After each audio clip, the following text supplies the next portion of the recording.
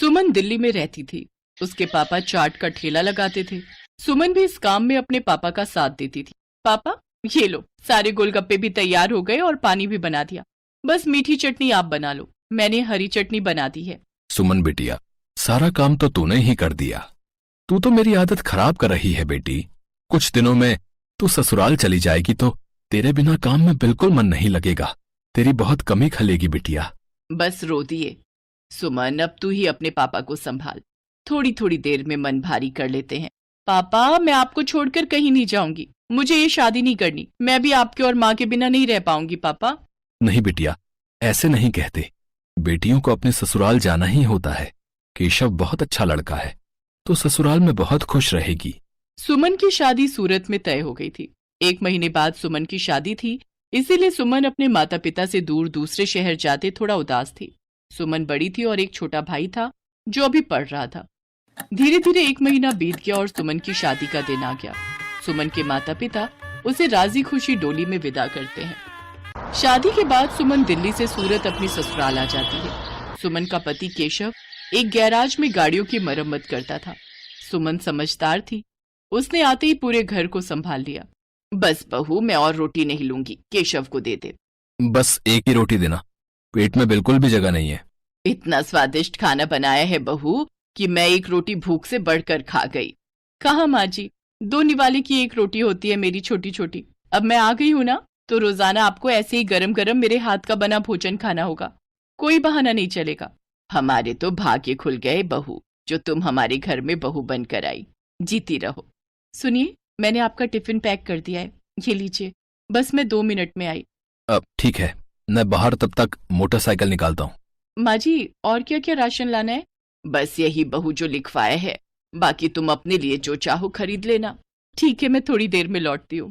सुमन केशव के साथ मोटरसाइकिल पर बाजार चली जाती है। सुमन, कहो तो गैराज बाद में चला जाऊंगा। तुम अकेले घर सामान लेकर कैसे जाओगी? अरे आप चिंता मत करो, मैं ऑटो ले लूंगी। केशव सुमन को बाजार में छोड़कर गैराज जाने लगता है। तभी उसकी मोटरसाइकिल के आगे कहीं से एक पत्थर आ जाता है। केशव की मोटरसाइकिल लड़खड़ा जाती है और वो बहुत तेज गिरता है। केशव को काफी चोट आ जाती है। सुमन कुछ ही दूरी पर थी। हे ईश्वर, ये क्या हो गया? भाई साहब, थोड़ी मदद कीजिए। चिंता मत करो बहन जी, सब ठीक हो जाएगा। कुछ लोग सुमन की मदद करते हैं और केशव को बराबर के अस्पताल में ले जाते हैं। डॉक्टर केशव का इलाज करता है। कुछ देर बाद केशव को आराम मिलता है। ज्यादा गंभीर चोटें तो नहीं थी, पर केशव के पैर की हड्डी टूट गई थी। 2 दिन बाद केशव को छुट्टी मिलती है। माँ, मैं ठीक हूँ, बस पैर की हड्डी में ही तो फ्रैक्चर है। कुछ महीनों में मैं ठीक हो जाऊंगा, चिंता मत करो। अरे माँ हो ना बेटा, तू नहीं जानता, जरा सी खरोच भी बच्चे को आ जाए तो माँ का कलेजा निकल जाता है। और फिर तेरे तो इतनी चोट आ गई है। अब तो कुछ दिन के लिए गैराज भी नहीं जा सकता। जाना भी नहीं है, डॉक्टर ने अभी 6 महीने रेस्ट के लिए बोला है। आप चिंता मत करो, पैसों की कोई तंगी नहीं आएगी। मैं कोई काम शुरू कर देती हूँ ताकि घर में थोड़े पैसे आते रहें। तभी सुमन के माता पिता भी दिल्ली से आ जाते हैं। सुमन ने उन्हें फोन पर केशव के एक्सीडेंट की बात बताई थी, जिसे सुनकर वो रह नहीं सके। अब दामाद जी, काम की कोई चिंता मत करो।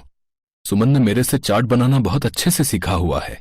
सुमन बिटिया, तू यहाँ सूरत में दिल्ली वाले गोलगप्पे शुरू कर, वो तो बहुत अच्छे बनाती है। कुछ दिन मैं यहाँ रुक जाता हूँ, जब काम सेट हो जाएगा तब मैं वापस चला जाऊंगा। हाँ पापा, ये ठीक रहेगा। दिल्ली वाले गोलगप्पे यहाँ बहुत अच्छे चलेंगे। हमारे इधर आसपास किसी ने भी दिल्ली वाले गोलगप्पे का काम नहीं शुरू किया हुआ। केशव बेटा, आप सारी चिंता छोड़ दो। पापा और मैं कुछ दिन अब यहीं रहेंगे। शुक्रिया माँ, शुक्रिया पापा, आपने मुझे बहुत हिम्मत दी है। ऐसी बहू और ऐसे समधी सचमुच बहुत नसीब वालों को मिलते हैं। सुमन की सास की आंखों में आंसू आ जाते हैं। केशव को भी अपने सास ससुर के आने के बाद बहुत हिम्मत मिल गई थी। सुमन अपने पापा के साथ सूरत में गोलगप्पे का ठेला शुरू करती है, जिसके ऊपर लिखा था दिल्ली वाले गोलगप्पे। गोलगप्पे के दीवाने तो बहुत लोग हैं और सूरत में तो पानीपुरी के सभी दीवाने हैं। ये देखकर सुमन और उसके पापा ने गोलगप्पे का स्टॉल लगा दिया। उनके बने गोलगप्पे बहुत पसंद किए जाने लगे। सुमन बिटिया, मुझे पता है अब तुम काम अकेले संभाल लोगी। अब हमें चलना चाहिए। सूरज भी अपनी बुआ के घर बहुत दिन से रुका हुआ है। वो उन पर बोल रहा था कि हमारे बिना उदास हो रहा है। हाँ पापा, सूरज बहुत दिन अकेला रुक गया और आपको दिल्ली का भी तो काम संभालना है। वो भी बहुत दिनों से बंद पड़ा है। अब तो मैं सब कुछ संभाल लूंगी, आप मेरी चिंता मत करो। सुमन के माता पिता वापस दिल्ली लौट जाते हैं। उन्हें आए हुए भी बहुत समय हो गया था। अब सुमन अकेले ही रोजाना गोलगप्पे का ठेला लगाने लगी। वो रोजाना सुबह उठकर गोलगप्पे और बाकी का सामान तैयार करती और बाजार निकलती। कुछ भी कहो सुमन दीदी, आपके गोलगप्पे का जवाब नहीं है। हम सारी सहेलियां रोजाना शाम को स्पेशली मार्केट आपके गोलगप्पे खाने के लिए आती हैं। हाँ सुमन दीदी, ये तो सच है, बहुत टेस्टी गोलगप्पे होते हैं आपके, साथ में खट्टा मीठा पानी, बहुत बढ़िया बनाती हो आप। बस आप सब ग्राहक तारीफ कर देते हो, मुझे काम करने में और प्रेरणा मिलती है। ये लो, इसी बात पर 2 गोलगप्पे फालतू खाओ। सुमन रोजाना ऐसे ही शाम के समय बाजार में ठेला लगाती थी। धीरे धीरे सुमन के गोलगप्पे पूरे सूरत में फेमस होने लगे। अब तो उसे शादियों और पार्टी के भी ऑर्डर मिलने लगे। इस काम में सुमन की सास भी उसकी मदद करती थी।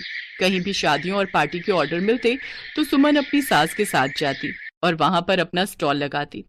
स्टॉल पर दिल्ली वाले गोलगप्पे लिखा देखकर लोगों की भीड़ सबसे पहले वहीं पर टूटती थी। बहुत अच्छे पैसे कमा लिए सुमन ने। फिर एक दिन सुमन केशव और अपनी सास से बोली, सुनो, अब तो तुम्हारी तबीयत में थोड़ा सुधार हो गया है। मैं सोच रही हूँ तुम गैरेज का काम छोड़ दो, हम गोलगप्पे की एक दुकान खोल लेते हैं। अब तो हमारे पास अच्छे पैसे इकट्ठे हो गए हैं, हम कुछ कारीगर भी रख लेंगे।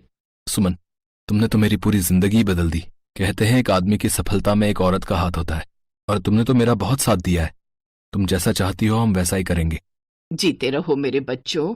सुमन की मेहनत से सब कुछ अच्छा होने लगा। केशव और सुमन बाजार में किराए पर एक दुकान ले लेते हैं, जहां पर वो अपने साथ साथ कुछ कारीगर भी रखते हैं जो इस काम में उनकी मदद करते थे।